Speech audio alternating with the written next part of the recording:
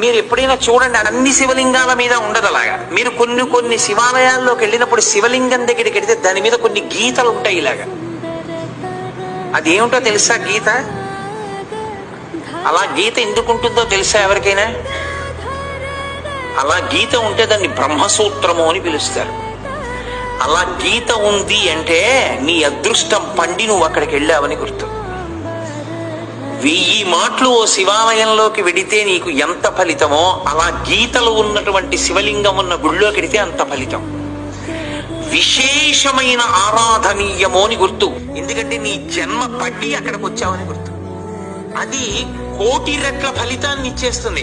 ఒక రుద్రాభిషేకం ఒక చోట చేస్తే ఏ ఫలితమో, బ్రహ్మసూత్రం ఉన్న శివలింగానికి చేస్తే 1,000,000 రెట్లు విశేష ఆరాధనా ఫలితముని ఇచ్చేస్తుంది ఆ శివలింగం.